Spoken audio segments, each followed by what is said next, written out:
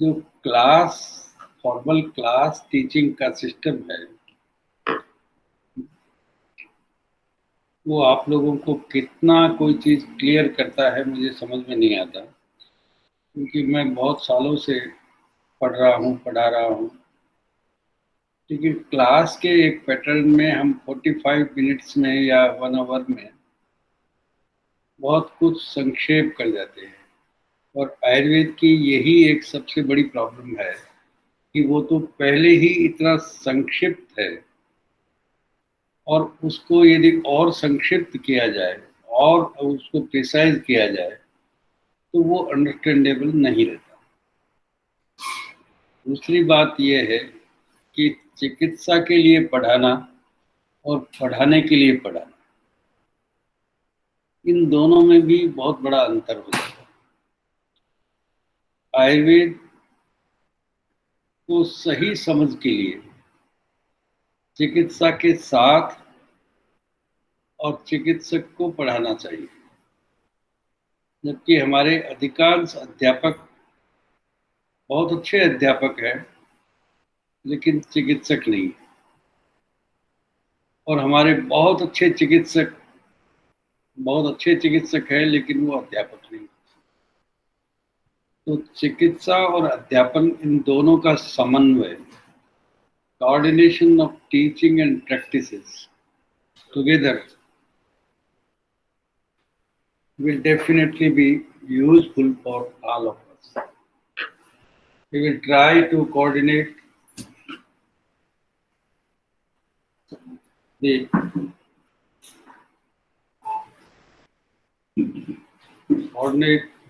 the teaching with practical knowledge.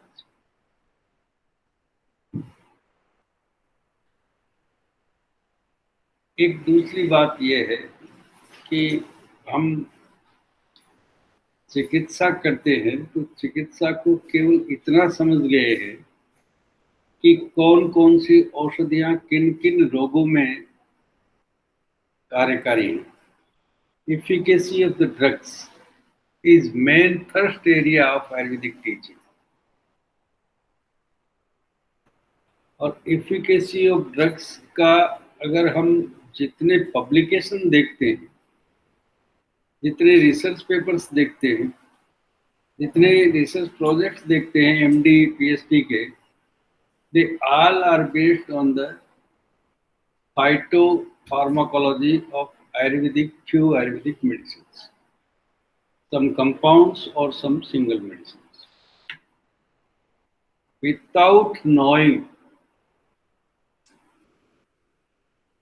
the Shastra Nirdesh about the preparation of the patient, diagnosis of the patient in Ayurvedic view, without knowing the Desh, Dushe, Bal, Kal, Prakriti, Analvay, हम उनका use करते हैं बिना शास्त्र निर्देश के।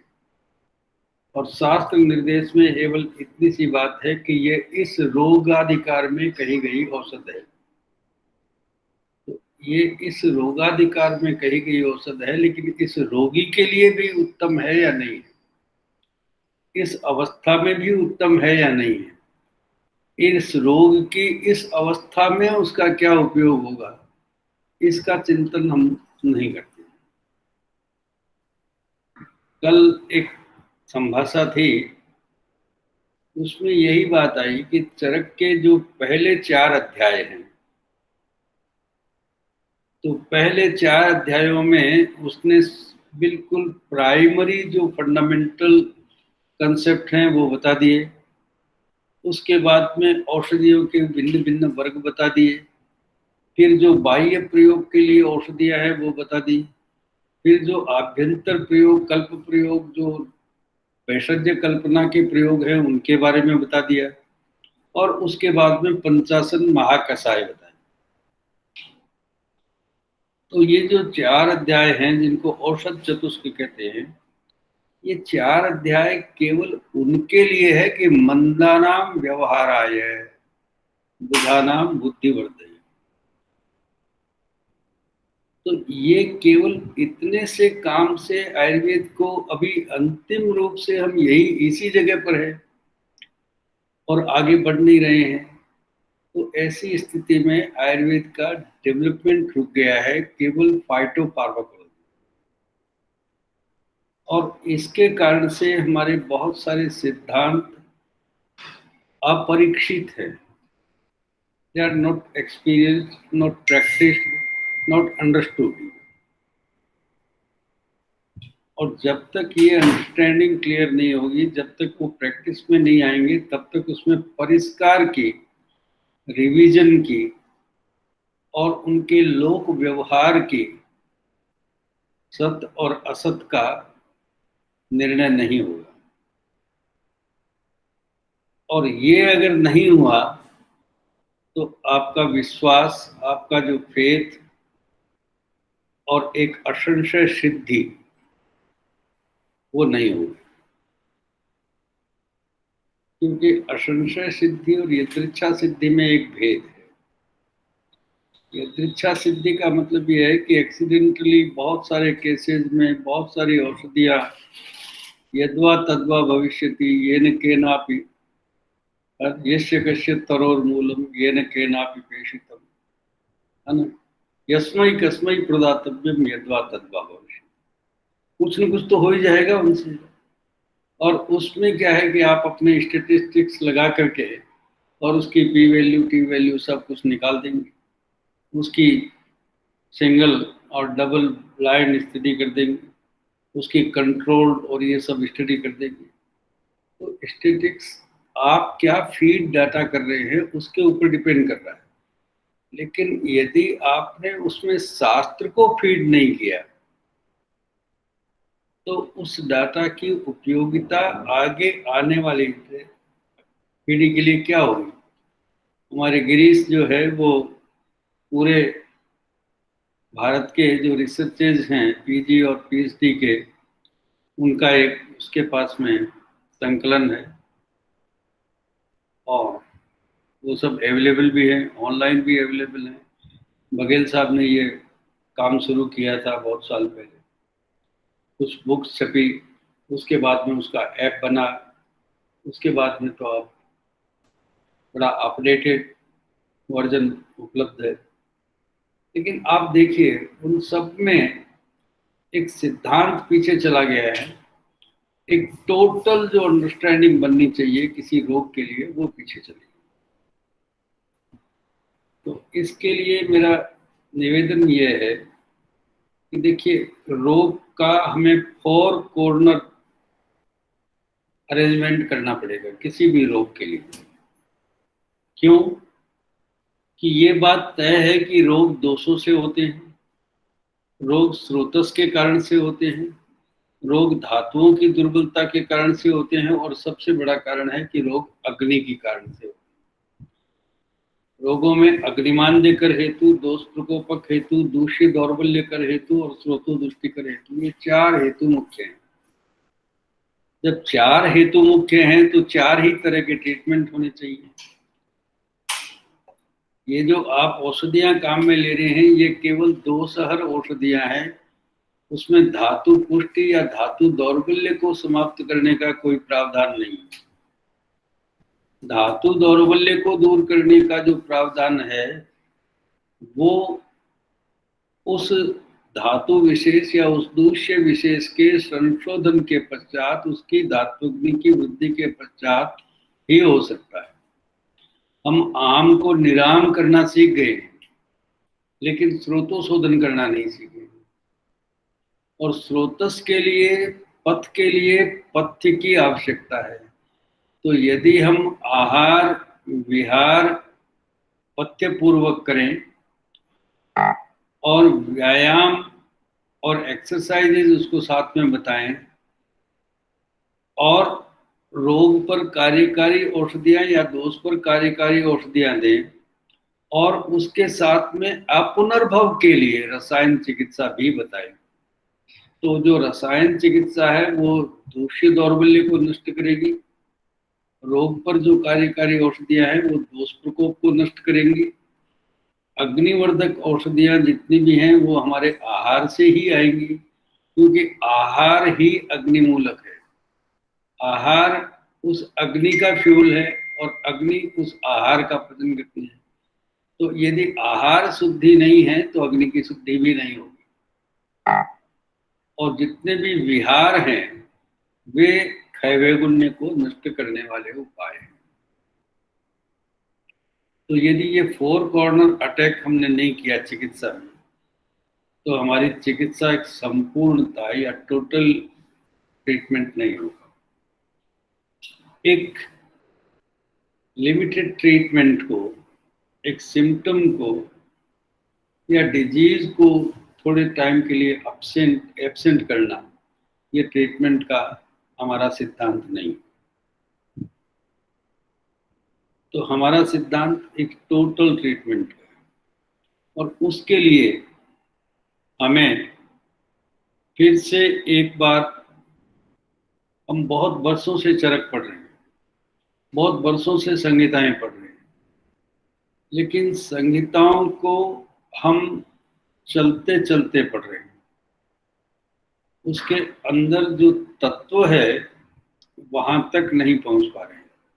या तो हमें दिशा निर्देश नहीं है या हमारी आस्था नहीं। तो ये एक बड़ी प्रॉब्लम है। अभी आज कुछ बातें मैं इस संदर्भ में बताना चाहता हूँ। अभी पिछले कुछ दिनों से एक बहुत बड़ी बहस चल रही है इम्यूनो मॉड्यूलेटर, इम्यून इन्हेंसर और इम्यून सप्रेसेंट्स। और जो हमारे आयुर्वेदिक विद्वान हैं उनको एक बड़ा शौक है कि वो मॉडर्न को बहुत गहराई तक पढ़ते हैं और उस पर वो अपनी बहस को वहां तक ले जाते हैं और बहुत डिटेल में मॉडर्न इम्यूनोलॉजी के बारे में पढ़ते हैं और मॉडर्न इम्यूनो सप्रेसेंट्स के बारे में पढ़ते हैं। और आजकल जो ऑटो इम्यून डिसऑर्डर्स बढ़ रहे हैं उनके बारे में बहुत देर तक बात करते हैं। देखिए, एक बड़ा छोटा सा चैप्टर है जिसको शायद हमने कभी बहुत अच्छे से समझा नहीं। वो है अष्टम निंदिती अध्याय, और सूत्र स्थान में है, इसलिए निदान वाले, चिकित्सा वाले तो उसको वैसे भी नहीं पढ़ते, और मौलिक सिद्धांत वालों के लिए वो बहुत इम्पोर्टेंट नहीं है। और स्त्री रोग, प्रसूति तंत्र, कौमार वृत्ति, उनके लिए भी कोई बहुत इम्पोर्टेंट चीज नहीं है। द्रव्य गुण की तो कोई बात ही नहीं है, उसमें रसशास्त्र का कोई विषय ही नहीं है। अगत तंत्र आदि जो सब्जेक्ट है वो तो वैसे भी नहीं पढ़ेंगे उसको, क्योंकि उससे उसका कोई नहीं। तो उसको कौन पढ़ेगा, मुझे ये समझ में नहीं आया। और वो चैप्टर क्यों लिखा गया है, किस लिए लिखा गया है और किस चतुष्क में लिखा गया है। आप समझते हैं, पहले औषध चतुष्क है, फिर स्वस्थवर्त चतुष्क है, फिर निर्देश चतुष्क है, फिर कल्पना चतुष्क है, और उसके बाद में रोग चतुष्क है, और रोग चतुष्क के बाद में योजना चतुष्क। योजना चतुष्क। तो जब भी हम योजना की तरफ बढ़ते हैं, योजना मतलब चिकित्सा योजना, when we before we proceed for the treatment plan, हमें ये डिसाइड करना पड़ेगा कि हमारा पेशेंट इन 8 निंदित पुरुषों में से एक तो नहीं है कहीं। ये उसके चिकित्सा से पहले निदान करना आवश्यक है। क्यों? ये क्यों जरूरी है? क्या निंदित की चिकित्सा नहीं होगी? या निंदित की चिकित्सा में भेद क्या होगा? भेद होगा। देखिए, ये जितने जो 4 अध्याय है ना, योजना चतुष्क के, ये 4 अध्याय बहुत इंपॉर्टेंट प्लानिंग है। हमारी ट्रीटमेंट का प्लानिंग है। और ट्रीटमेंट की प्लानिंग शुरुआत वहीं से होगी कि हम कहाँ से कैसे योजना करते हैं। इस अध्याय में 8 निंदितीय बताए गए। 8 निंदितीय का मतलब जो प्रशंसित नहीं है, जिनका जो स्वरूप है वो दर्शनीय नहीं है, जो स्वयं इस बोध से, इस गिल्ट से त्रस्त है कि उनका शरीर कैसा है, उनका संगनन सही नहीं है, उनका सार सही नहीं है, उनका सत्व सही नहीं है, उनका आहार सही नहीं है, उनके वर्ण और स्वर सही नहीं है, उनकी संतति की प्रॉब्लम हो रही है ना। तो ऐसे पुरुष को सबसे पहले आपको एक्सक्लूजन क्राइटेरिया आप बनाते हैं कि नहीं? आप जब भी चिकित्सा के लिए जाते हैं तो आप एक्सक्लूजन क्राइटेरिया बनाते हैं। तो आपको एक्सक्लूड नहीं करना है, लेकिन एक्सक्लूजन क्राइटेरिया में उन 8 वर्गों के रोगियों को आप सबसे पहले रखें। और उसमें भी एक बात लिखी है कि उसमें स्थौल्य जो है वो सबसे ज्यादा निंदित है। और स्थौल्य क्यों निंदित है आज देख रहे हैं आप कि पूरी दुनिया में एक, और हिंदुस्तान जैसे देश में भी जहां पर आधे लोगों को भोजन नहीं मिलता है वहां भी स्थौल्य है। तो स्थौल्य का कारण क्या है, और स्थौल्य के कारण से कितनी कितनी व्याधि है, वहां तो केवल कुछ 8 रोग बताए हैं, 8 स्थौल्य दोष बताए हैं, लेकिन उसके बाद में और एडिशन हो गया है। ये जो एडिपोसोपैथी है, अभी एक मुकुंद सबनीस का एक लेक्चर सुना होगा आप सब लोगों ने, तो वो तो केवल चिकित्सा ही स्थौल्य की करते हैं, पूरा क्लिनिक ही स्थौल्य का है। तो ये कितनी बड़ी व्याधि है, और इसके कारण से होने वाली कितनी प्रकार की व्याधियां हैं। तो ये जो स्थौल्य है ये निंदित क्यों है? क्योंकि ये रस निमित्त स्थौल्य नहीं है। रस निमित्त जो स्थौल्य है वो प्रशंसित भी हो सकता है, और आचार्य सुश्रुत वहां लिखते हैं रस निमित्तम स्थौल्य कार्य। लेकिन ये जो स्थौल्य है ये रस निमित्त नहीं है। ये स्थौल्य कैसा है? मेद सावृत मार्गत्वात् वायु कोष्ठे विशेषतः, है ना। मेद के कारण से आवृत मार्ग होकर के वायु कोष्ठ में ही, मतलब वायु का काम क्या है कि विश्ववृजन, विक्षेपण, उचित विक्षेपण, और युगपत सर्वतो अजस्र सर्वतो विक्षेपण, वायु का काम यह है। ठीक है। और वायु को यदि कोष्ठ में संग्रहित करके रख दिया जाए या कोष्ठ में आवृत करके रख दिया जाए तो बार बार चरण संदुक्षयत्यग्नि, वो बार बार आग को, अग्नि को, वो जो अग्नि का स्थान है, कोष्ठ जो पचन का स्थान है, वहां पर जो पाचन की प्रक्रिया है उसको फास्ट कर देती है, अवशोषण की प्रक्रिया है उसको फास्ट कर देती है। और रोगी जो है वो आहारम चाति कांक्षति, और आहार की बार बार इच्छा करता है। दिन में 10 बार खाता है तो भी भूख लगी रहती है। और ये जो पेशेंट जो स्थौल्य के हैं ना, वो प्रारंभ में रसगत स्थौल्य के होते, लेकिन बाद में जब जाकर के इस प्रकार की हैबिट बन जाती है तो बॉडी में कुछ म्यूटेशनल चेंजेस होते हैं, बड़े स्लो चेंजेस होते हैं, जो मेद को कोष्ठ विशेष में आवृत करके और बार बार संदुक्षण, बार बार पचन और बार बार अति भोजन की आकांक्षा ये उत्पन्न करते हैं। और एक ऐसा विशेष साइकिल बन जाता है कि अब उसको भूख कम नहीं होती है, खाना कम नहीं होता है, और स्थौल्य बढ़ रहा है। तो ऐसी स्थिति में क्या होता है ये? तो ये 8 निंदितीय अध्याय जो है ये एक तरह से चरक की तरफ से एक इंडिकेशन है कि ये एंडोक्राइनोलॉजिकल डिसऑर्डर्स, ये सारे के सारे एंडोक्राइंस के पॉइंट्स हैं।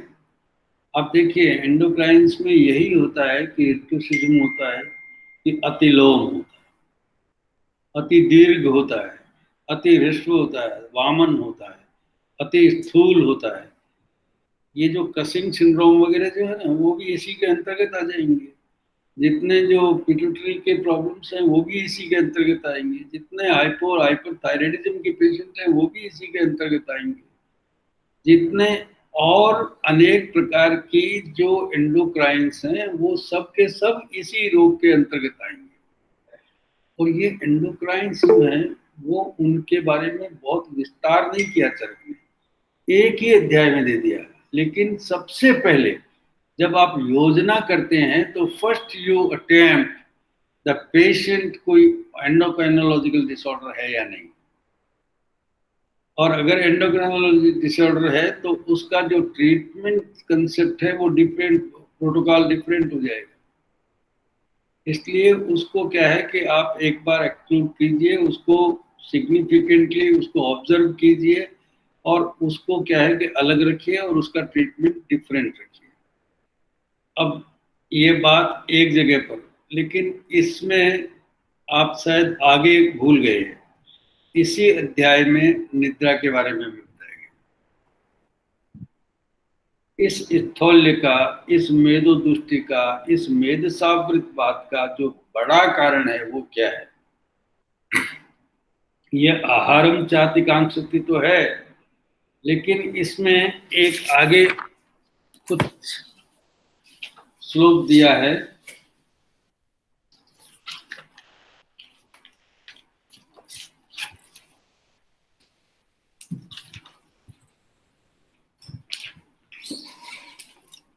वन 118 है ना, श्लोक नंबर 29। ये दो तरह के पुरुष हैं, एक प्रिय दर्शन है और एक निंदित दर्शन है। जो प्रिय दर्शन है ना, जो देखने में ही अच्छा लगता है, वो पुरुष कैसा होता है कि स्वप्नो हर्ष सुख सय्या मनसो निवृत्ति सम चिंता व्यया व्यवाय व्यायाम विराम प्रिय दर्शन। ये जो 8 कारण हैं, ये 8 कारण इन एंडोक्राइंस को दुष्ट करने के कारण, और ये 8 कारण यदि समान हैं तो एंडोक्राइंस जो है वो इंटैक्ट रहेंगे और ये निंदित नहीं होंगे, प्रियदर्शन होगा। कब? कि स्लीप बेटर होना चाहिए, जो एंजॉयमेंट, एंथुसियाज्म, उत्साह, वो अच्छा होना चाहिए, प्लीजेंट होना चाहिए। आदमी को हर समय सुख की अनुभूति होनी चाहिए और वो उसका जितने भी प्रकार के इच्छाएं हैं, जितने भी प्रकार के सुख हैं, जितने भी प्रकार के मनोरंजन के हेतु हैं, जितने भी प्रकार के उसके स्वप्न के कारण हैं, उन सब में उन सब में उसको एक कंट्रोल भी होना चाहिए।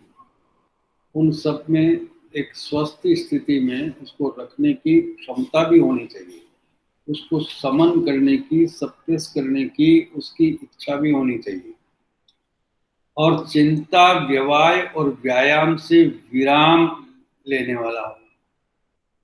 यदि ये सब चीजों को से अवे है, दूर है, इन सब चीजों को वो मैच्योरिटी से विड्रॉ कर चुका है, तो विराम प्रिय दर्शन, तो पेशेंट का जो स्वरूप होगा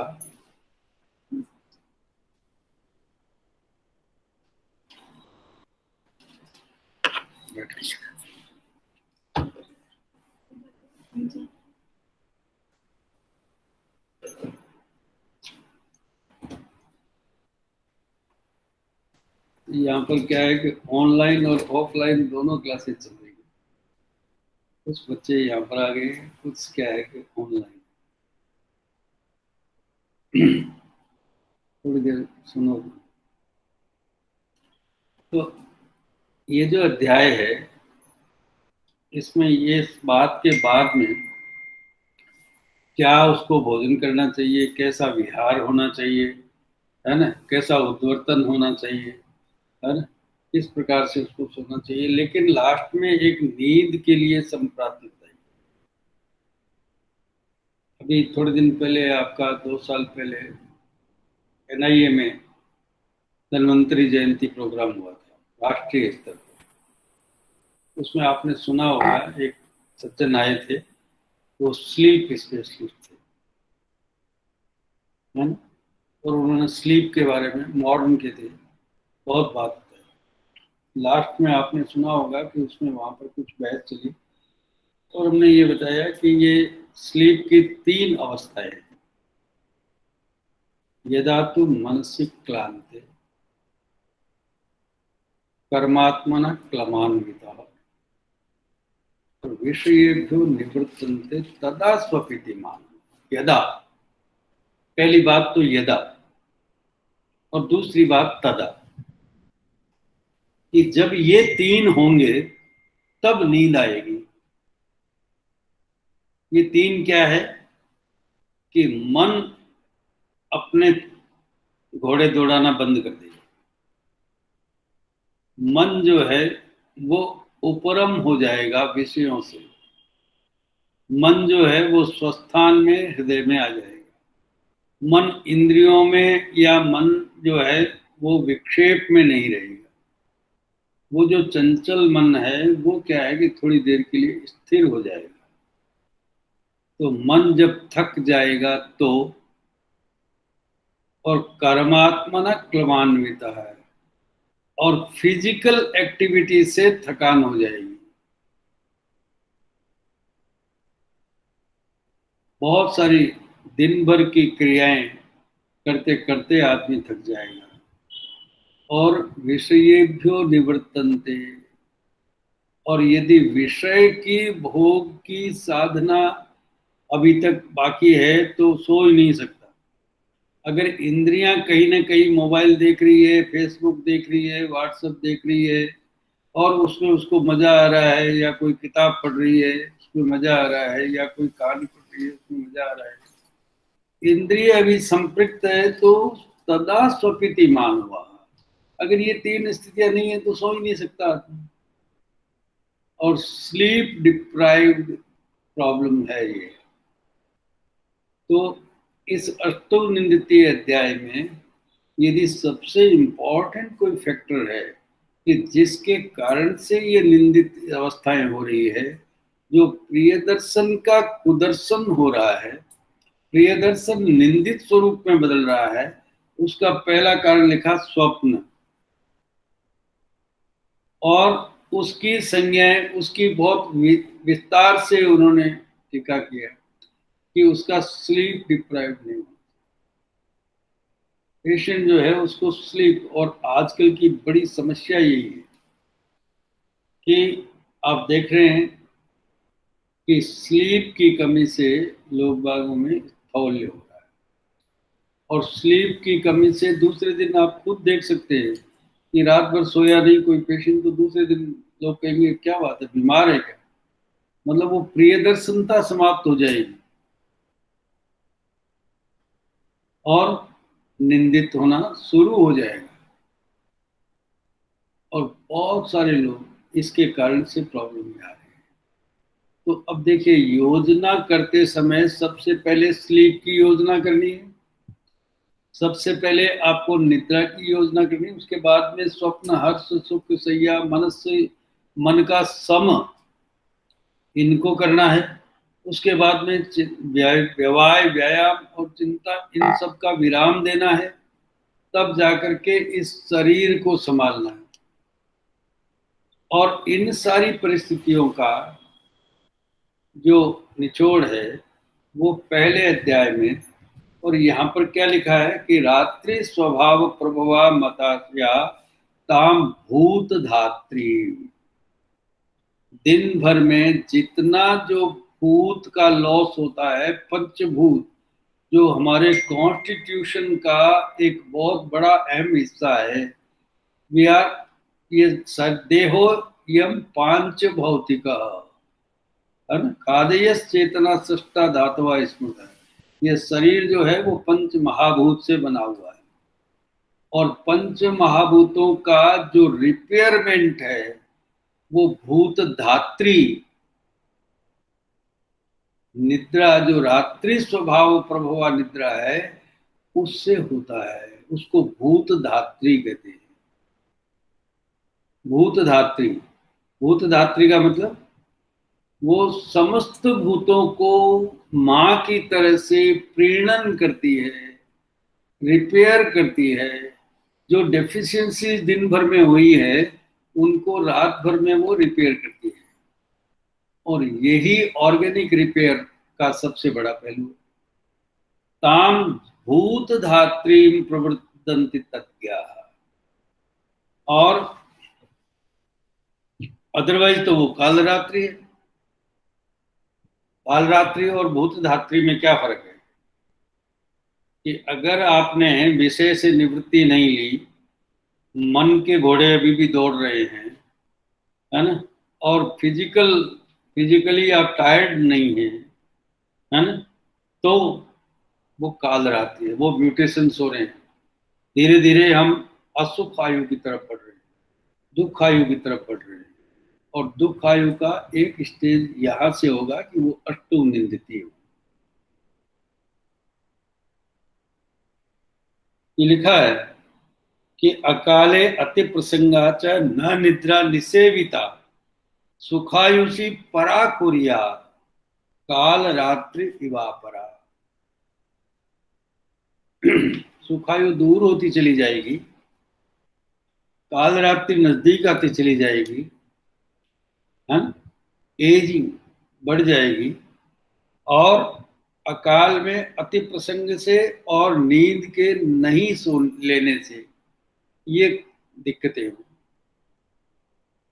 तो ये शैव युक्ता पुनर्युक्ते निद्रा देहम सुखायुषा, वो युक्त निद्रा होना आवश्यक। तो पेशेंट को हम प्रकृति पूछते हैं, दोष भी पूछते हैं, आतंक समुत्पत्ति, वेदना समुच्चय, स्रोतस की परीक्षा और दुनिया भर के इन्वेस्टिगेशन, लेकिन हम अब हमारे पेशेंट की योजना तो यहाँ से शुरू होती है, उसको नींद कैसी आती है। योजना तो यहाँ से शुरू होती है, वो प्रिय दर्शन है या निंदित दर्शन है। तो ये चिकित्सा योजना का सूत्र है ये कि यदि वो अष्टम निंदितीय में से कोई है तो उसकी स्थिति अलग है, और कौन दिन में सो सकता है, कौन रात में सो सकता है, किसको दिन में नहीं सोना चाहिए, ये सब बातें इसमें लिखी हुई इसी एक ही अध्याय में।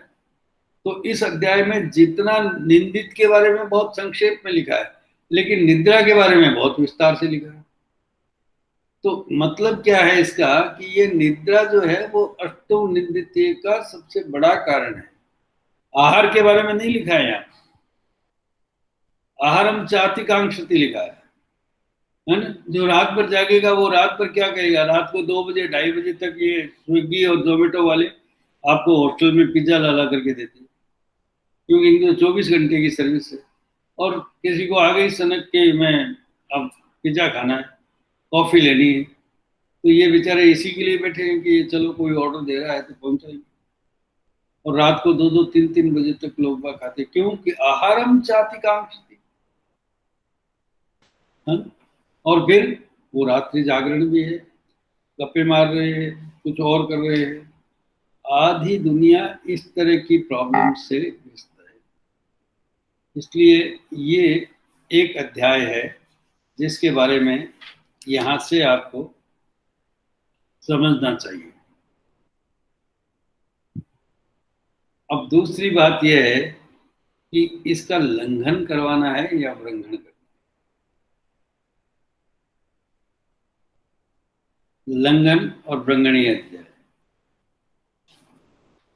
जब हम प्रकृति के आधार पर पेशेंट को बाइफरकेट करते हैं, तो चिकित्सा के बाइफरकेशन या चिकित्सा के भी चिकित्सा नीक होने चाहिए, है ना। जैसे रोगानीक हम क्लबिंग करते हैं ना, रोगों की पक्वाशय समुत्र, आमाशय समुत्र, चिरकारी, आशुकारी, मृदु, दारुण, है ना, आगंतुक, निज, है ना।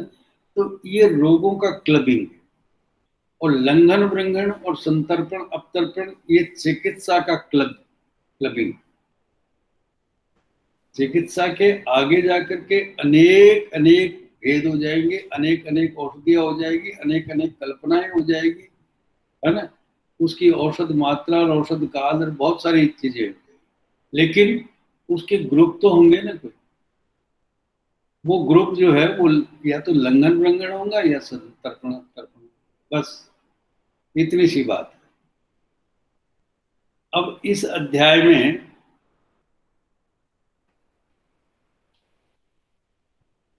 एक बात, बड़ी इंपॉर्टेंट बात कही गई है कि जो लोग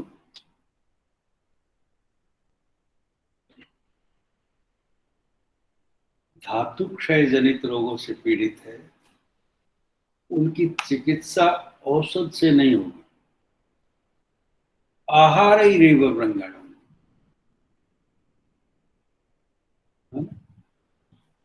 जो लोग इस प्रकार की प्रॉब्लम्स है, उनका सबका आहार ही रेव वृंगणम, आहार से ही वृंगण होना चाहिए। और वृंगण करने वाले आहार की हमारी कल्पनाएं ही खत्म हो गई। हम आहार को ज्यादा से ज्यादा रूक्षण या लंघन करने वाला आहार मानते हैं। और ये बात अभी हम पढ़ रहे थे सिद्धि स्थान में 9th चैप्टर में। जो रूक्ष आहार है वो अत्यसन का कारण है, अध्यसन का कारण है, और रूक्ष आहार है वो गृहिणी दृष्टि का कारण है।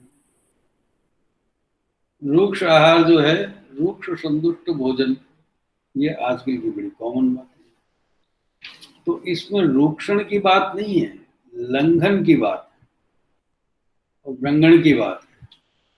और हम जिस आहार की कल्पना, जिस योजना में जिस आहार की कल्पना करनी है, वो है कि या तो हमें लंघन करना है या उसका वृंगण करना है। तो वृंगण क्यों करना है? कि वृंगण करना है धातुओं का और लंघन करना है दोष पचन या आम पचन के लिए।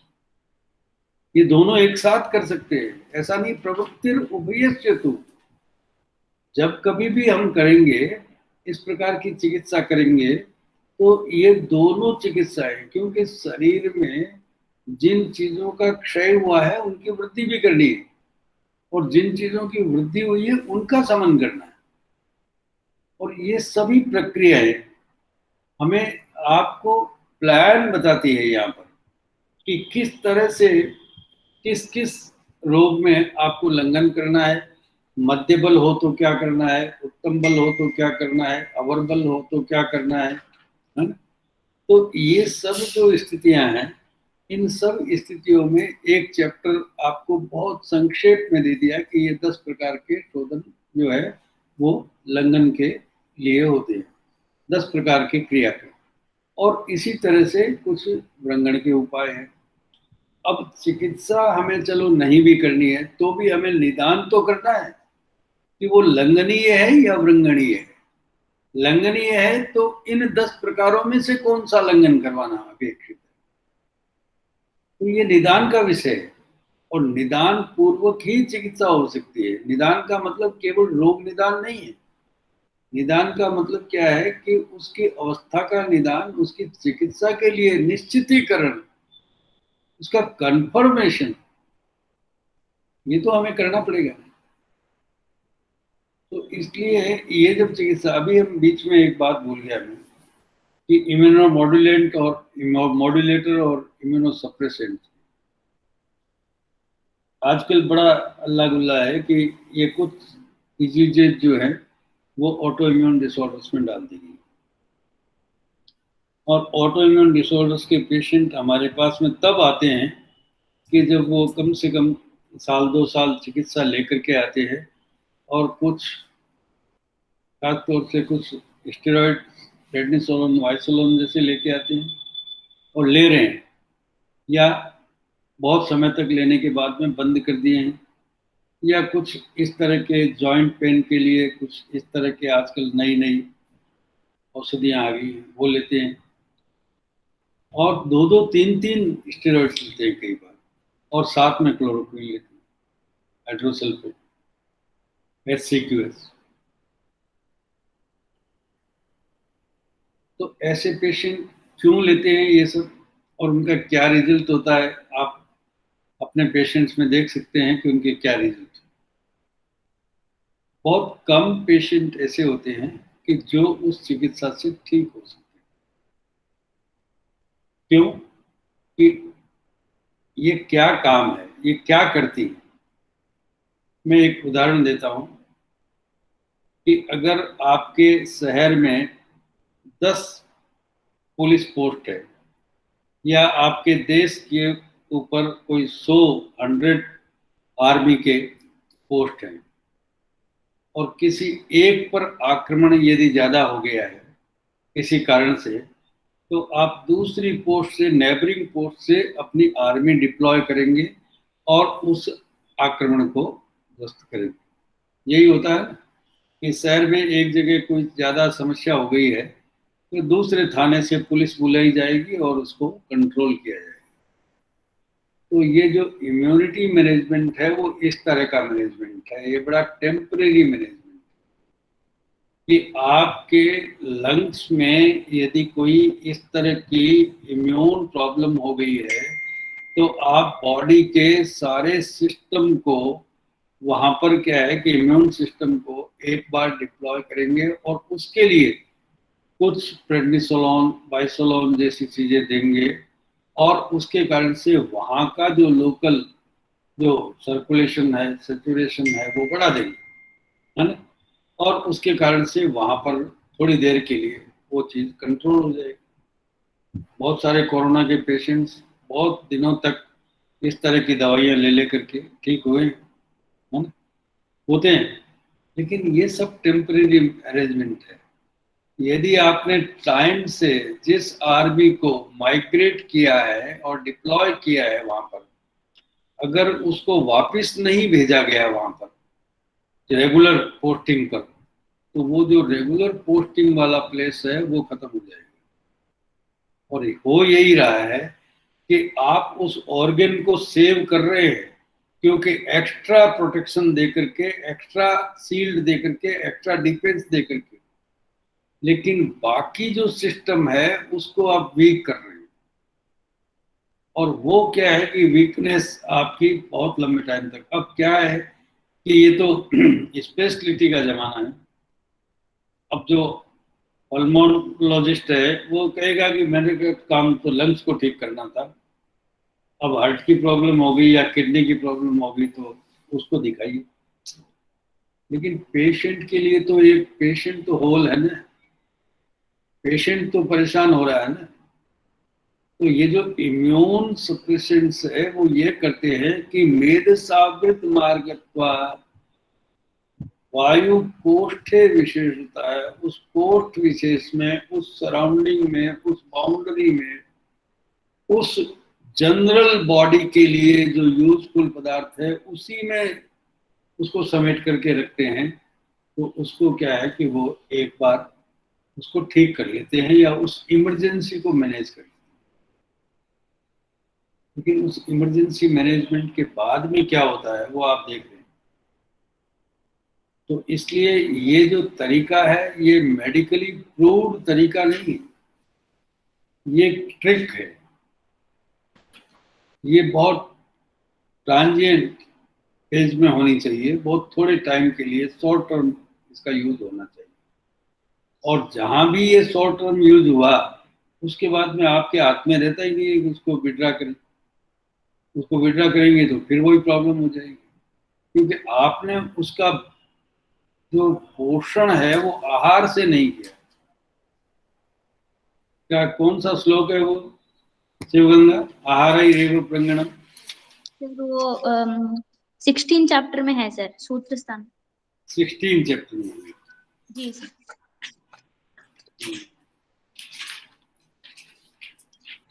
भेषज क्षपिते पथ्यम आहार रेव प्रंगणम। हाँ? ये कि यदि आपका कोई ड्रग हार्म है ना, ड्रग से कोई डैमेज हुआ है, तो उसको आहार से उसका व्रंगण करना चाहिए। तो आहार से व्रंगण करने की कल्पना जो है वो इसलिए गई है। तो वो आहार से व्रंगण करने की बजाय आपने उसको ड्रग दिया, और ड्रग भी ऐसा कि भेषजक क्षपिते देह, उसने देह का क्षय किया। उस लोकल सिस्टम को जो अपने डिफेंस सिस्टम से चल रहा था, आपने बाकी जगहों से डिफेंस सिस्टम बोरो किया, डिप्लॉय किया, और उसको वापस भेजना ही भूल गए, या वापस जाने से उनके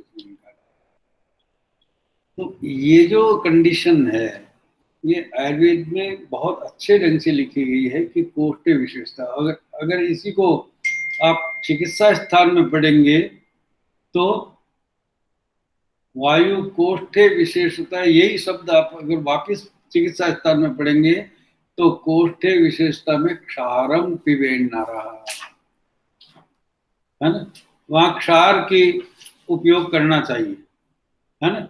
जब कोष्ठ विशेष में वायु का एक सम्मेलन हो गया है, वो आवृत हो गया है, तो वहां पर चिकित्सा स्थान में लिखा है कि क्षारम पिबेन नारा। लेकिन वो कब? कि जब तक उसको वो रिलीज नहीं करते, उसके बाद में नहीं। क्यों? कि इसका अधिक समय तक प्रयोग नहीं करना चाहिए, यह विमान स्थान में लिखा है ना। अधिक मात्रा में प्रयोग नहीं करना चाहिए, यह विमान स्थान 1 में लिखा है। तो ये कोष्ठे विशेषता में क्षारम पिबेन नरः, ये चिकित्सा है, लेकिन कितनी देर के लिए है? कि जब तक वो ट्रांजिशनल फेज नहीं निकल जाए, उसके बाद में उसको हटा देना चाहिए। तो ये सारे मैनेजमेंट आयुर्वेद में है, लेकिन ये आयुर्वेद से समझने की बजाय हम मॉडर्न से समझने लग जाते हैं, और फिर हम और खुद कंफ्यूज हो जाते हैं। तो ये मॉडर्न नहीं समझा सकता हमें, क्योंकि उसके पास में ये वायु का और आवृत का और मेद का और धातु का ये कंसेप्ट ही नहीं है। उनके पास तो एक इम्यून सिस्टम के लिए एक पर्टिकुलर केमिकल है, एक प्रोटीन है। वो प्रोटीन वहां पर इंजेक्टेबल करे, चाहे वो किसी भी तरह से लाए, चाहे इन्वाइट करे, चाहे वो शरीर से कहीं से बोरो करे। लेकिन प्रॉब्लम क्या है कि ये सारी व्यवस्थाएं, जब योजना आप बनाते हैं तो इन 4 योजना अध्यायों को एक बार पढ़ना चाहिए। और दूसरा अध्याय जो 22वां के बाद में 23वां अध्याय है, वो भी लगभग ऐसा ही है, लेकिन वो थोड़ा डिफरेंट है। देखिए, सद्य क्षीण और सद्य तर्पण की बात कही। सद्य क्षीण और सद्य तर्पण, ये इमरजेंसी मैनेजमेंट है। ये संतर्पण और अपतर्पण ये लॉन्ग टर्म ट्रीटमेंट नहीं है। लंघन व्रंगन जो है वो लॉन्ग टर्म ट्रीटमेंट है, लेकिन जो टेम्पररी ट्रीटमेंट है, सद्य क्षीण और सद्य तर्पण, है ना, सद्यो वमन और सद्यो विरेचन, बिना किसी प्रोटोकॉल के आपको योजना करनी है, तो ये इसमें प्रोटोकॉल जो है वो यहाँ पर आपको छूट मिली हुई है कि जब सद्य क्षीण और सद्य तर्पण है, तो वहां पर इस तरह की मैनेजमेंट आप कीजिए। जो चिर क्षीण है वो क्या नाम से इससे पुष्ट नहीं होगा, उसके लिए तो आपको एक परमानेंट मैनेजमेंट करना पड़ेगा। लेकिन कुछ स्थितियों में आपको सद्य क्षीण और सद्य तर्पण का मैनेजमेंट करना है, और किन किन चीजों से करना है ये बताया।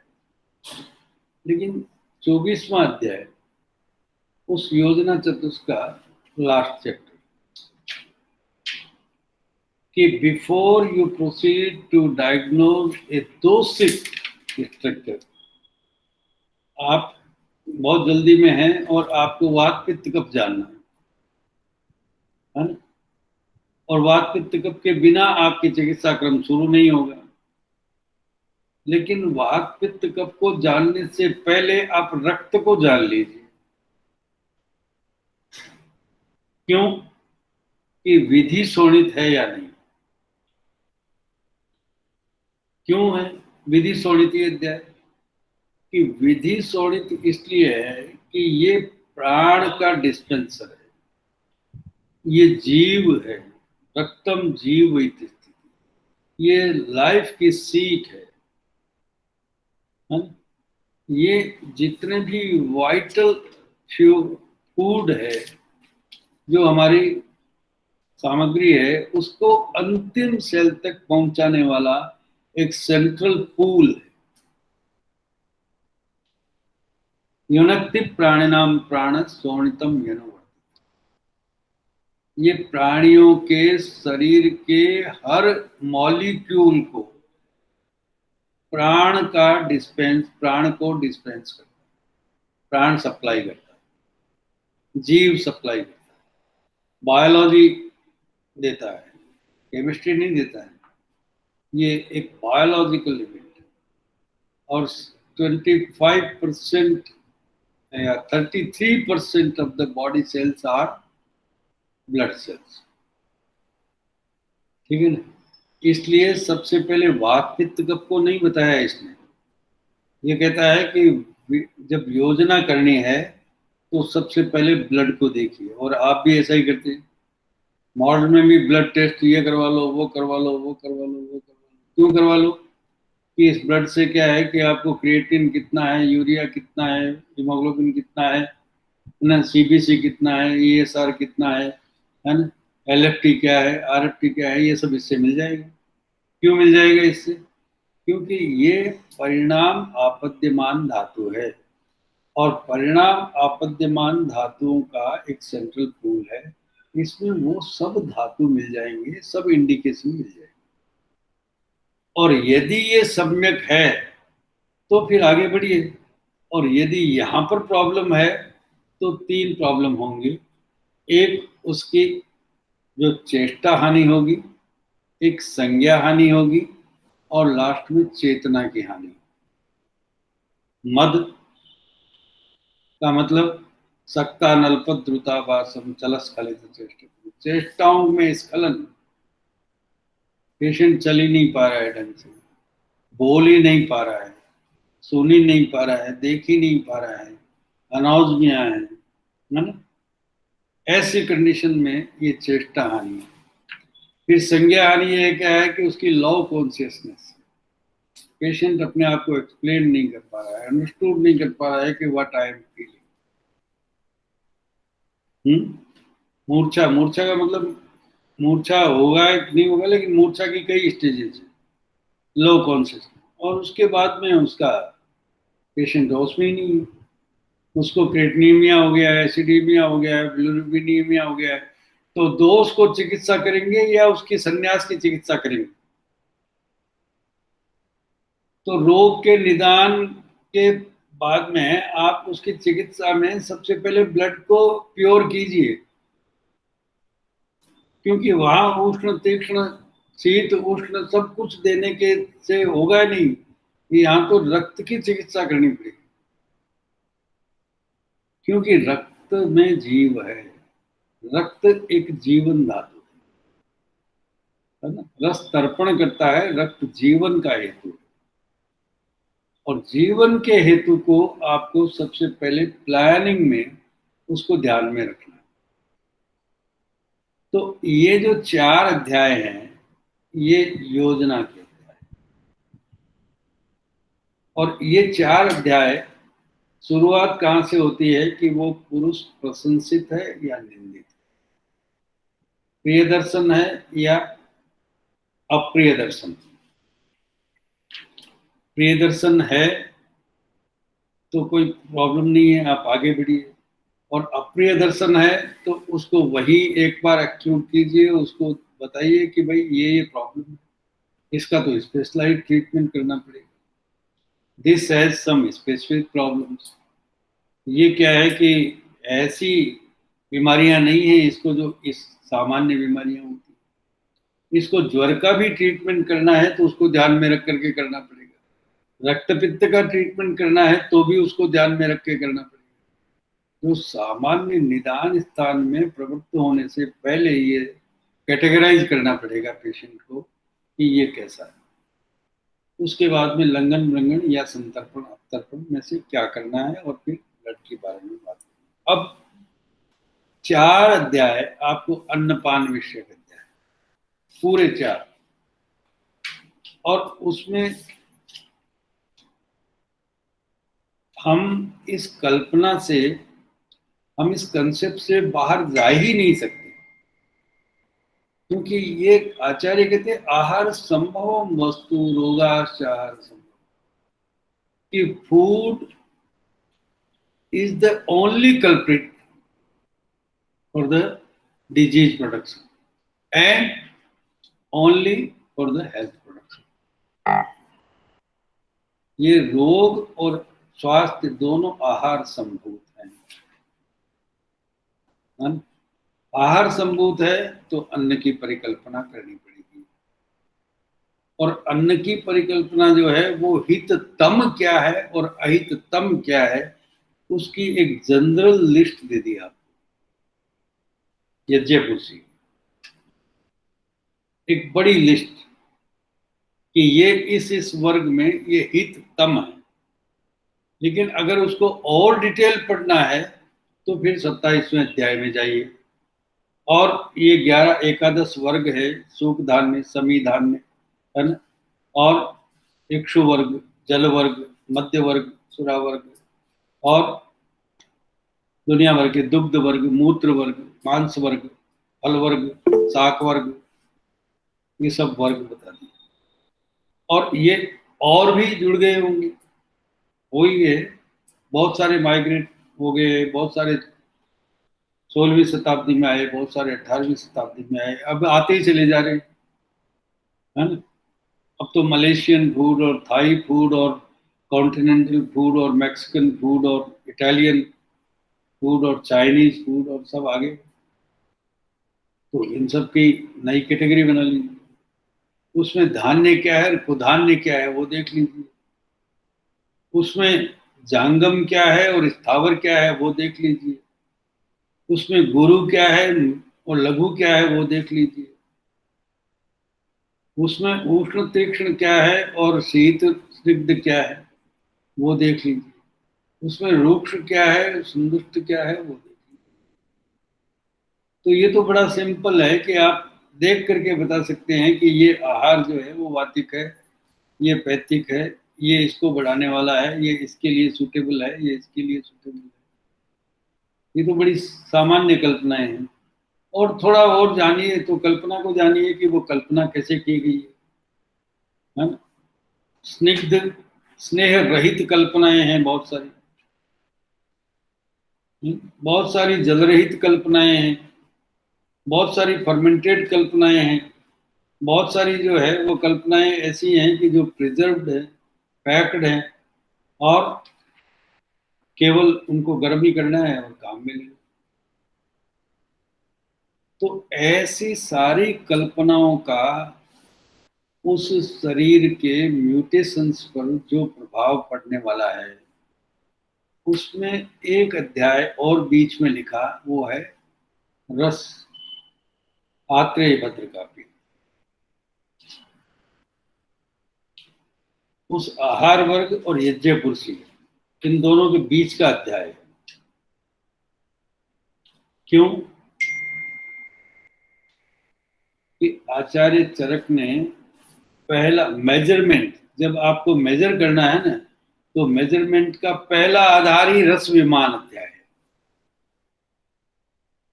है ना, कि आप गुण से या प्रभाव से या कर्म से या उसके वीर्य विपाक से उसको मेजर नहीं कर सकते। आप उसको मेजर करना है तो रस से मेजर कीजिए कि वो कितना मधुर है, कितना तिक्त है कितना, लवण है कितना है, और लवण की मधु अधिकता या अम्ल की अधिकता या मधुर की अधिकता होगी तो क्या क्या होगा, और उसके आधार पर आप दोष की कल्पना भी करेंगे। और वही जो रस है वो पंच महाभूत की प्रधानता भी है उसमें, उसी रस में दोषों की प्रकोपकता भी है। ये मधुराम्ल लवण जो है वो कफ को बढ़ाएंगे, कटु तिक्त कषाय जो है वो वात को बढ़ाएंगे, मधुर तिक्त कषाय जो है वो पित्त का शमन करेंगे। कैसे, ये सब कल्पनाएं हैं उसमें। तो आपको जिन आधारों का मेजर करना है, जिन आधारों पर दोष का निर्धारण करना है, उस आधार पर आप आहार को पहले देखिए कि वो आहार ही तो है जो दोष में कन्वर्ट हुआ है। पहले तो दोष इसके समत्व में ही थे, लेकिन अब ये वैषम्य हुआ क्यों, अब ये धातु क्षय हुआ क्यों, अब ये शोणित भेद क्यों हुआ, संघात भेद क्यों हुआ और संघात क्यों हुआ, अब ये क्लेद क्यों हुआ, अब ये अभिषंद क्यों हुआ, है ना? तो इसके कारण वही है जो आहार में रस है, जो आहार के रस के आधार पर ही वो कल्पनाएं हैं, और उन रसों के अतियोग के लक्षण और संयोग के लक्षण बताए गए। तो इन यज्ञ पुरुषीय और अन्नपान विषय अध्याय के बीच का एक अध्याय, उसमें एक और विशेष बात विरुद्ध आहार के बारे में कि देखिए, आहार की जो रसवादी की जो कल्पनाएं हैं वो ठीक है, लेकिन इसमें जो सबसे ज्यादा घातक चीज है वो है विरुद्ध आहार। और इसके जो ये प्रकार है, इसके जो इतने प्रकार के विरुद्ध है, ये बड़े व्यभिचारी किस्म के हेतु है। ये रोग उत्पन्न नहीं करते हैं, लेकिन शरीर में एक म्यूटेशन की प्रोसेस शुरू करते हैं। अस्त्राव्य है ये, अनिर्हार्य है ये, इनको क्या है कि शरीर से निकाला नहीं जा सकता। ये इस तरह के लीन दोष को उत्पन्न करेंगे, इस तरह के डोरमेंट दोष को उत्पन्न करेंगे कि वो शरीर में बरसों तक टिके रह करके उसका जेनेटिक मॉडिफिकेशन करेंगे। और जेनेटिक मॉडिफिकेशन करेंगे तो सांड आंध्य विसर्प बाधिर्य और संतान दोष ये सब उत्पन्न होंगे। और हम सांडे का हेतु देखते हैं किसमें, स्पर्म सीमन टेस्ट में। और सांडे का हेतु देखते हैं क्या, कि वो किस तरह की उसकी बचपन की आदतें थी, ये सब। लेकिन ये विरुद्ध पहला ही कारण है सांड। और उसमें नहीं तो उसके बाप में, नहीं तो बेटे में होगा। वो सांड जो है वो अब बहुत बड़ी समस्या हो गई है पूरी विश्व की, कि जो रेट है, पॉपुलेशन रेट, वो माइनस में जा रही है। और माइनस में क्यों जा रही है, कि सब विरुद्ध आहार ले रहे हैं और सांडे हो रहे हैं। बहुत सारे लोग 5-5, 7-7, 10-10 साल शादी को हो गए हैं और बच्चे नहीं हो रहे हैं, आईवीएफ सक्सेस नहीं हो रहा है, आईवीएफ सक्सेस नहीं हो रहा है। क्या करें, ये सांडे क्यों हो गया स्त्रियों में, क्यों हो गया पुरुषों में? क्योंकि आहार में जो विरोध है वो इस शरीर को किसी भी तरह से साथ में नहीं। और ये विरोध का मतलब क्या है, कि आहार को जैसे ही हम जीभ पर रखते हैं ना, तो जीभ का काम क्या है, कि वागिंद्रिय भी है, वो रसनेन्द्रिय भी। वो मैसेज भेजती है पूरे शरीर में, जहां कहीं भी उसके पाचक एंजाइम्स हैं उनको भेजा जाए, क्योंकि अब इसने ये खाया है ना। और वे सब पाचन समय पर हो जाते हैं, तो ये विरुद्ध आहार नहीं है। लेकिन ऐसा कोई आहार जिसका मैसेज आइडेंटिफाई करने में ही उसको जीभ को पता कई बरस लग जाते हैं कि ये क्या चीज है, मुझे तो समझ में नहीं आया। क्यों, कि ये चिलिचिमम पैसा, इसके कारण से क्या रस बनेगा, ये जीभ के लिए बड़ी समस्या की बात है। वो आइडेंटिफाई नहीं कर पाते, वो रस समझ में नहीं आता है कि ये मधुर कहूं या तिक्त कहूं। हाँ? ये क्या कहें, अभिसंधि कहें या इसको स्नेहन कहें, क्या कहें? तो वो अनआइडेंटिफाइड प्रोडक्ट्स ब्रेन को ये मैसेज नहीं दे पाते हैं कि what enzymes are really required, है ना? और वे जेनेटिकल जो हमारी मेमोरी है, जेनेटिक मेमोरी है, उसमें वो एंजाइम्स है ही नहीं, क्योंकि ये तो इसी ने खाए हैं, उसके बाप दादों ने कभी नहीं खाए। ये अजीनोमोटो तो अभी आया है, उससे पहले कभी नहीं खाया गया ये, तो उसको पचाने वाले एंजाइम्स नहीं होंगे। जब पचेगा नहीं, शरीर में कोई भी पदार्थ एक फॉरेन मटेरियल के रूप में पड़ा रहेगा, तो धीरे धीरे म्यूटेशन करेगा, और वो अस्त्राव्य है, क्योंकि वो बाहर नहीं निकल पा रहा है। बाहर निकलने की प्रक्रिया तो मल बनने के बाद में होगी, क्योंकि वो मल भी नहीं है, प्रसाद भी नहीं है। तो प्रसाद नहीं है इसलिए वो सर्कुलेशन में नहीं जाएगा, मल नहीं है इसलिए वो मोक्षण में नहीं जाएगा। तो ऐसी परिस्थिति में वो क्या होगा उसका, कि वो सेल्स में एक जगह ऑक्यूपाई करेगा जो पहले से खाली नहीं थी, है ना? ऐसा नहीं था कि कोई गार्बेज का प्लेस है कि यहाँ पर ये कचरा जमा कर दिया जाए। तो इसलिए क्या है कि वो कहीं ना कहीं अपनी जगह ऑक्यूपाई करेगा, स्पेस ऑक्यूपाइंग रीजन्स बनेंगे, और स्पेस जब ऑक्यूपाई करेगा तो वहां पर जो नेचुरल रेजिडेंट्स हैं उनको डिस्प्लेस करेगा, उनको म्यूटेट करेगा, उसमें जगह। तो ये विरुद्धाहार का जो कंसेप्ट है, ये बहुत बड़ा कंसेप्ट है। एक बार सेंट पीटर्सबर्ग में एक सेमिनार हुई थी, रशिया में, बघेल साहब और दोनों ही थे। 10 दिन 15 दिन का वहाँ एक लेक्चर था। तो वहाँ के लोग, देखिए ये दादी माँ कोई हमारे यहाँ ही थोड़ी होती है, उनके पास भी तो दादी और नानी थी ना, तो उनको भी पता है कि ये चीजें मिला करके नहीं खानी चाहिए, लेकिन हम उनकी बात नहीं मानते। किस ऋतु में क्या खाना चाहिए, किस ऋतु में क्या नहीं खाना चाहिए, तो ये क्या है कि वो ऋतु विरुद्ध है, वो भी विरुद्ध है। आज जो काल विरुद्ध है, संस्कार विरुद्ध है, गुण विरुद्ध है ना? वो सब विरुद्ध है, संयोग विरुद्ध है, देश विरुद्ध है ना? और भी विरुद्ध के कई प्रकार हो सकते हैं, जाति विरुद्ध, कुल विरुद्ध, परंपरा विरुद्ध और प्रत्यात्म विरुद्ध, है ना? है ना? बहुत प्रकार के विरुद्ध हो सकते हैं अभी और भी, लेकिन एक कंसेप्ट है, उस कंसेप्ट को आपको सबसे पहले ध्यान रखना चाहिए जब आप अन्नपान की बात, क्योंकि अन्नपान में ये सब यही काम करते हैं। Individually they are capable to increase this धातु, है ना? लेकिन इनके संयोग जब इस तरह के होंगे तो वो ये काम नहीं करेंगे। तो विरुद्ध संयोग नहीं होना चाहिए। तो एक और अध्याय है, 28वां अध्याय, कि ये होगा असित खादित पीत कालवद अनवस्थित एक प्रोसेस है, एक साइक्लिक प्रोसेस है। धातुओं की चक्रवत प्रवृत्ति होती रहेगी, और ये धातुएं जो है वो एक निश्चित समय से आगे से आगे, आगे से आगे ट्रांसफॉर्म होती रहेगी, और धातुएं जो हैं वो धातु सार को प्राप्त होंगी और रोज को प्राप्त होंगी, और इस तरह से ये सब हो जाएगा। लेकिन यदि ये प्रोसेस कहीं किसी कारण से डिफंक्ट हो गया, इस प्रोसेस को कोई प्रॉब्लम हो गई, तो प्रदोषज विकार उत्पन्न हो,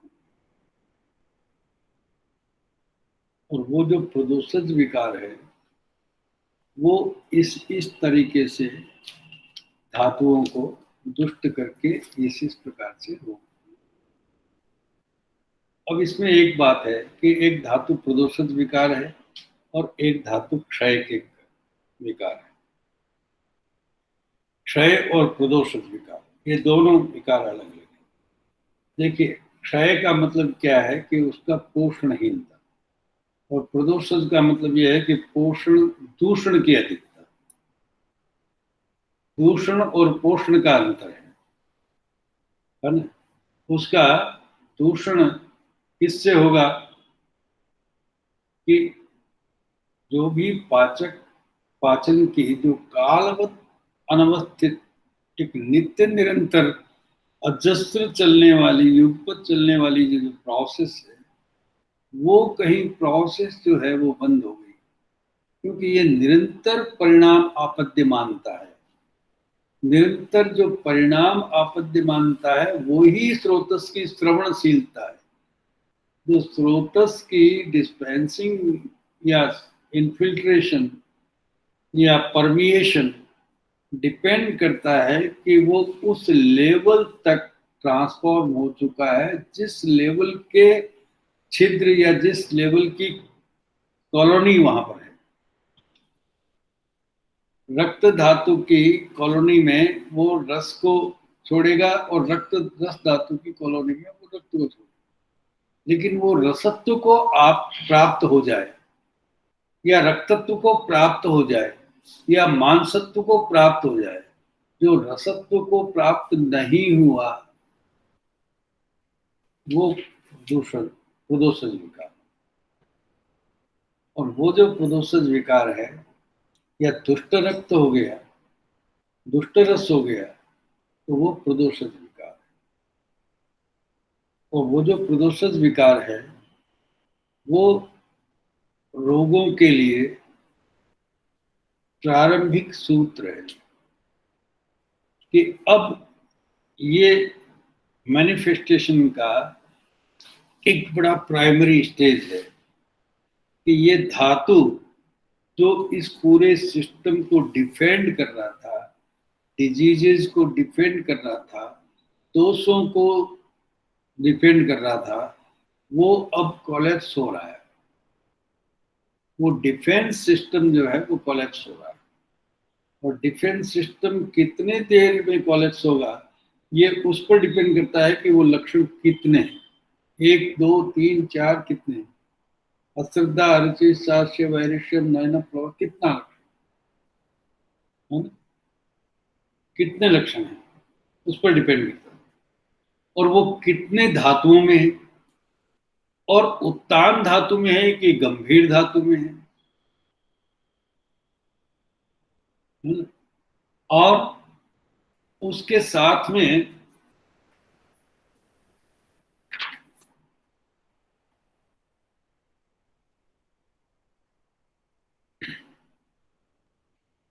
अब कोई रोग के हेतु मिल जाएंगे।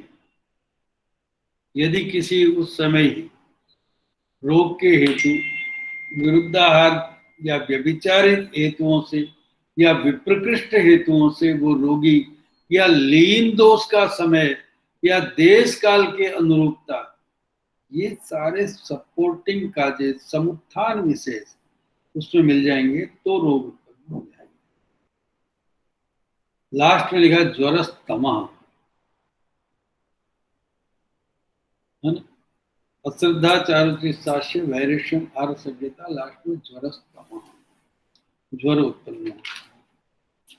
पांडुत्वम, सोत्साम, रोधक, क्लैव्यम, साधक, कृशांगता, है ना, नाशो, अग्नि, ये ज्वर के बाद में पांडु, श्रोतोरोध, क्लैव्य, साध, कृशांगता, अग्निका, अयथा काल, वली और फलित, ये जो स्थितियां हैं ये रस प्रदोषजार होगा। तो रस प्रदोषजार होगा और ज्वर, इनमें क्या अंतर है कि देखिए, ये केवल एक धात्वग्नि का मान्य है। अभी तक रोग लक्षण या रोग निदान उत्पन्न नहीं हुए, और धात्वग्नि मान्य को दूर करने का अभिप्राय है। ये रोग के पहले की अवस्थाएं हैं, इसमें आप उस धात्वग्नि को सही कर देंगे तो ये स्थिति सुधर सकती है। अश्रद्धा के लिए, अरुचि के लिए, अरसज्ञता के लिए कोई चिकित्सा की आवश्यकता नहीं है। उसको एक बार लंघन करवाइए और उसको कोई दीपन पाचन दीजिए, अपने आप ठीक हो जाएगा। अब उसमें ज्वरग्न उपाय करना आवश्यक नहीं है। ज्वर में तो ज्वरग्न उपाय तो ज्वर में भी बहुत लेट किए हैं। ज्वर में जो ज्वर की चिकित्सा है वो तो बहुत बाद में किया है। पहले तो रस प्रदोषण की चिकित्सा है। तो ज्वर के समान लंघनम स्वेदनम कालो यवाग्व तिक्त को रस, ये सब बात की बात है। तो पहले ये सब कीजिए तो ठीक हो जाएगा।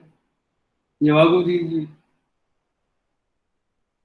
तो ये जो स्थितियां हैं, ये 4 और अध्याय, अन्नपान विषयक अध्याय, ये अन्नपान से होने वाली, अन्नपान की विकृति से होने वाली प्रॉब्लम्स। ये जो धातु प्रदूषक विकार हैं, ये भी अन्नपान की विकृति से होने वाली प्रॉब्लम्स हैं। इसमें रोग निदान के हेतु नहीं है। ये अन्नपान का अगर ये स्थितियां रहेगी तो फिर आगे जाकर के विविधाशित पीति जो रोग है वो रसजानाम विकाराणाम सर्वलंघन हो, ये चिकित्सा बता दी है। और ये अगर स्थितियां रहेगी तो कोष्ठ से शाखाओं में गमन होगा। ये अश्रद्धा, अरुचिशास्य, नैरिश्यम, अरसज्ञता, ये केवल कोष्ठस्थ प्रॉब्लम है। लेकिन ये रस में जाएगा, शाखा में जाएगा कब? कि जब व्यायामाद ऊष्मस्तेक्षणाद हितस्य अनवचार। अभी इस स्टेज पर भी जो सिंपल हेल्थ कंजर्वेशन है वो अगर रूल्स फॉलो नहीं किए गए तो इस स्थिति में भी व्यायाम किया गया, रेस्ट नहीं किया गया, उष्ण तीक्ष्ण पदार्थों का सेवन किया गया है ना, और हितकर पदार्थों का सेवन नहीं किया गया तो वो वायु जो उचित विक्षेप करता है अब वो द्रुत विक्षेप करेगा। एक्सेलरेटेड एक्सपल्जन ऑफ द अनमेच्योर्ड अन्न होगा, अन्न रस होगा, है ना? ये अपरिपक्व धातुओं का मोक्षण होगा। किसमें? कोष्ठ में। कोष्ठ से शाखाओं में। और कोष्ठ में शाखाओं में जाते ही रोग उत्पन्न नहीं होंगे।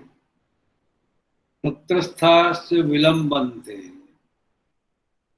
तो वहां जाने के बाद में भी कुछ टाइम वहां क्षयवैगुण्य जब तक नहीं मिलेगा तब तक उनको रुकने की जगह नहीं मिलेगी। वो लीन दोष होकर के पड़े रहेंगे। लेकिन भूयो हेतु प्रतीक्षिणा कदाचित न समीरिता, वो बहुत अच्छे पोटेंट नहीं होंगे रोग उत्पन्न करने में। जब उनको अनुगुण देश, अनुगुण काल और अधिक हेतु सेवन मिल जाएगा, एक कंटिन्यू उसको बल मिल जाएगा तो रोग उत्पन्न कर देगा। और उनको वापस लाने का उपाय भी बताया गया है इसमें। तो ये जो 2 अध्याय 4 अध्याय है, ये फिर से एक इस बात को डिनोट करते हैं कि आपको योजना के बाद में जो पहला कंसिडरेशन है वो आहार, हिततम आहार, और उसके बाद में जो दूसरा कंसिडरेशन है वो है रसों का अतियोग और विरुद्धाहार, और तीसरा हिततम आहार में उसको कौन सा वर्ग किसको अभीष्ट है वो, और फिर रस प्रदोषण निकाल, ये सब नहीं। तो अभिप्रेत ये है कि शास्त्र जो है वो आपको धीरे धीरे धीरे धीरे कैरी फॉरवर्ड करता है। और आप या तो पहले 4 अध्यायों में पढ़े हुए हैं या फिर सीधे ही क्या है कि मुष्टि प्रयोगों में आ गए कि ये समीर पन्नग, स्वर्ण समीर पन्नग इसमें काम करता है और ये ज्वरांकुश इसमें काम करता है या मृत्युंजय इसमें काम करता है। ये मुष्टि प्रयोग है। और या फिर हम प्रारंभिक रूप से पढ़े हैं कि इसमें सोतग्न उपचार करना है या इसका हमें मूत्र विरेचन करना है या मूत्र विरेचन करना है या हमें संज्ञा स्थापन करना है या बल संजनन करना है या त्वचे हुए देना है या हृदय देना है, क्या देना है। तो Ayurveda is not the medical pharmacology, है ना। आयुर्वेद जो है वो हर्बल नहीं है। और इस तरह से जो हमारी रिसर्च चल रही है, we are contributing, we are being hijacked. Hello, हाँ जी, हाँ। मैं बाद में बात करूंगा, थोड़ा सा मैं लेक्चर चल रहा है, सॉरी। मैं 1 घंटे बाद, 1 घंटे बाद। क्या हो गया है?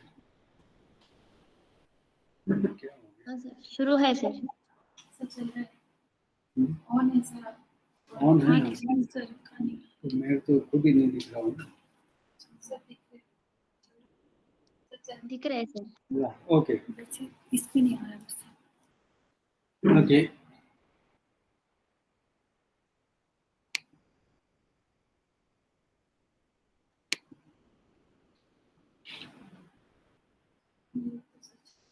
इसमें चल रहा है, इसमें नहीं चल रहा सर आप देख रहे हैं आवाज। है। ओके, तो ये जो परिस्थितियां है, इन सब से आगे बढ़े। जितना हमारी जो ड्रग रिसर्च है, we are being, this is very useful for the modern medicine. लेकिन फिर क्या होगा कि वो मॉडर्न मेडिसिन में जाकर के हमें फेल डिक्लेयर करेंगे। क्यों? कि उनके पास वो कंसेप्ट नहीं है। हमारे पास मेडिसिन तो है, वो मेडिसिन ले भी जाएंगे क्योंकि हमने उसको ऑलरेडी रिसर्च करके दिया हुआ है। लेकिन दे विल बी, ये क्या है, ये बंद क्यों हो गया? ये तो तुम्हारे बीच में बंद हो गया। इसमें चल रहा है। सर आप का ऑडियो वीडियो दोनों ऑन है। शायद स्क्रीन चली गई। सर हमें दिख रहा है सर, आपको वहां पे माइनस ओके किया होगा। ओके, हाँ सर। ठीक है। तो ये सारी रिसर्चेस हम उनको हाईजैक करने के लिए कर रहे हैं, वो लोग हाईजैक कर। और फिर क्या होगा कि देखिए, initially science was the same as the philosophy. जब कभी भी साइंस का डेवलपमेंट हुआ तो वो क्या है कि इसी तरह की हमारी कल्चरल हेरिटेज के आसपास था। लेकिन ultimately science was hijacked by the business community. और यही हो रहा है कि ये आयुर्वेद जो है वो अगर हम बचाना चाहते हैं तो हमें आयुर्वेद को सिद्धांत पूर्वक समझना पड़ेगा। और आयुर्वेद में असंशय सिद्धि देनी है, जो कि आज की रिक्वायरमेंट है, जो कि हमारे बच्चों को फेथ और बिलीव देगी। वो क्या है कि असंशय सिद्धि, वो हमें कंसेप्ट समझा करके करना पड़ेगा। और fortunately unfortunately our teaching system is not fulfilling that purpose. और वो हमें एक डेवलप करना पड़ेगा, चाहे वो प्राइवेटली करें, चाहे वो कुछ ग्रुप्स में करें, चाहे वो बहुत बड़े ग्रुप्स में, या चाहे नेशनल लेवल पर करें तो और भी अच्छा है। तो अल्टीमेटली हमें अगर कोई कंसेप्ट को फिर से समझना है तो मैं तैयार हूं। और आप सब लोग स्वतंत्र रूप से इस पर डिस्कशन कर सकते हैं। कभी भी आप अपनी प्रॉब्लम लाएं कि ये प्रॉब्लम हमें समझ में नहीं आ रही है, तो उस पर्टिकुलर टॉपिक को देखिए। टॉपिक बहुत सारे हैं, मेरी पसंद के हो सकते हैं, लेकिन हो सकता है आपके लिए यूजफुल नहीं हो। तो better you suggest me your problem and we will try to solve that. तो इसका एक क्रम बन जाना चाहिए, इसकी एक विषय सूची, एक इंडेक्स बन जाना चाहिए कि इस दिन हम इस चीज पर चर्चा करेंगे। बजाय कि हम रैंडमली कोई सब्जेक्ट उठाएं, बीच में से उठाएं और उसको कहीं पूरा नहीं करें। अभी हमें और आगे जाना है, तो नेक्स्ट आपको कम से कम 7 दिन का टाइम है। उससे पहले श्रीगंगा एक इंडेक्स बना लीजिए जी और सर। उसके हिसाब से गिरीश जो है वो सर्कुलेट करेंगे। और फिर हम देखेंगे। ठीक है गिरीश, जी जी सर, जी sir. Thank you very much. तो ये क्या इसका कोई यूज होगा, कोई यूजफुल रहेगा ये लेक्चर जो आज हमने दिया है? तुमने अब तो सुन लिया ना। बघेल साहब होते तो इसमें अभी तक कई कहानियां सुना देते, है ना? क्या बहुत अच्छा लगा सर, सब लोग जुड़े थे। Very good. सर आपका आशीर्वाद है सर। आराधना सर, सर नमस्कार सर। नमस्कार। जी सर, गुरु पूर्णिमा की आपको बहुत बहुत बधाई और आपके चरण लोगों स्पर्श। की दर्शन, जी सर। आप सब लोगों के दर्शन हो गए गुरु पूर्णिमा पर छत्तीसगढ़। बस सर आज के दिन आपके दर्शन हो गए और आपका ज्ञान ये सुनने के लिए मिलता है सर। ये बहुत अच्छी श्रृंखला आपने स्टार्ट की है, इसके लिए आयोजकों को बहुत बहुत बधाई सर। और आप धन्यवाद के पात्र हैं, क्योंकि हम लोगों को इस समय भी अभी बहुत सारे जो उसके तत्वार्थ हैं वो आपके द्वारा समझने के लिए मिलते हैं सर। प्रैक्टिस में उससे बहुत फायदा होता है। तुम तो वहां पर क्या है कि गुरु पीठ पर हो, क्या है? नहीं आराधना। सर, नहीं सर, आपके आशीर्वाद की हमेशा आवश्यकता है सर। जी जी, बढ़िया। नमस्कार सर। प्रणाम खंडेल सर। हाँ विनोद दास सिन्हा जी, हाँ आपको कभी मिलना नहीं हुआ लेकिन मैं पढ़ता हूँ कई बार। जी सर जी। बहुत अच्छा करते वैसे हैं जो विवेक दुबे सर के साथ जो अपन क्लास करते हैं उसके बाद से आपसे परिचय हुआ था, मतलब ऑनलाइन। आप। हाँ हाँ, उसके बाद से आपसे मैं जुड़ते रहता हूँ सर, जब भी कुछ होता है। Thank you thank you. चलो बहुत अच्छी बात है, जी करो सर। करो। और कौन है कोई? सबको गुरु पूर्णिमा की बहुत बहुत बधाई, आशीर्वाद। प्रणाम देखिए सर। हम क्या है कि ब्रह्मा से जुड़े हुए हैं। जी मैं एक उस परंपरा का एक सूत्र हूँ और आपको आगे उस सूत्र को चलाना है ना? इसमें बहुत सारे बीट्स जो है वो इधर उधर बिखर गए हैं, उनको इस सूत्र में जो ब्रह्मा ने हमें दिया था ना, तो वो सूत्र में आपको एक बीट बनना है। ठीक है ना? आप रत्न बन सकते हैं, आप हीरा बन सकते हैं, मैं पत्थर रह गया, लेकिन आप ज्यादा अच्छे बन सकते हैं। सबको आपको बहुत बहुत आशीर्वाद। और मैं चाहता हूँ कि आप आयुर्वेद को अच्छे से समझें, प्रैक्टिस करें, और इसको थोड़ा जो हमारी आगे की जनरेशन है उसके लिए चरक को समझना मुश्किल हो जाएगा अगर आप नहीं समझेंगे, है ना? शास्त्र को समझना धीरे धीरे मुश्किल होता जा रहा है। क्यों? कि हम शास्त्र से दूर होते जा रहे हैं और पता नहीं दूसरे दूसरे चिंतन कर रहे हैं। तो ये मैं चाहता हूं कि शास्त्र से आप दूर नहीं। ठीक है? शालिनी पारा सर हो रहे। प्रणाम सर। प्रणाम सर। सर जामनगर में मिलना हुआ सर आपसे 2 मैदान में चरण अच्छा स्पर्श सर। सर हम हाँ, लोग एमडी कर रहे थे तो सर उस बैच में आपका अच्छा आशीर्वाद अच्छा। प्राप्त हुआ था सर। सर चलो अभी चलो। सर ग्वालियर में हूँ सर, आपके चरण स्पर्श गुरु पूर्णिमा के अवसर पर सर। हाँ हाँ, बहुत बहुत शुभाशीष। आप कहाँ हो आप? सर ग्वालियर में मेडिकल ऑफिसर हूँ। ओके ओके, अच्छा आशीष यार है। सर ग्वालियर आयुर्वेद कॉलेज में। अच्छा आयुर्वेदिक, थैंक जी यू। जी सर, नमस्ते सर। Very good. सर प्रणाम सर। हाँ सर विवेक। एक बार, जी सर प्रणाम सर। गुरु पूर्णिमा की हाँ, सर पुनः एक बार हार्दिक शुभकामनाएं सर। आप तो अच्छा कर रहे हैं, हम कभी आएंगे आपसे सीखने के लिए। सर सर अच्छी बात है, ये विवेक बहुत अच्छा चिकित्सक है और सर भाषण भी बहुत देता है। लायंस क्लब सबको इसने जोड़ रखा सर सर है। अच्छा है, थैंक सर यू। चलो इस बहाने से आप सब लोगों के एक साक्षात्कार हो गया। गिरीश को धन्यवाद दो धन्यवाद कि सर। गिरीश और शिव गंगा ने ये ज्ञान गंगा बहाई। Thank you. ठीक है? और हम और गुरु आशीर्वाद से बढ़कर कुछ। बघेल सर को श्रद्धांजलि यही होगी इस गुरु पूर्णिमा गुरु आशीर्वाद से बढ़कर कुछ नहीं। जी सर। पर। गिरीश को आप जानते नहीं हैं, गिरीश जो है वो बघेल साहब के मानस पुत्र हैं। और बघेल साहब के बाकी बचे हुए काम को गणेश से आगे बढ़ाए। आपका आशीर्वाद है सर, सर का आशीर्वाद है सर।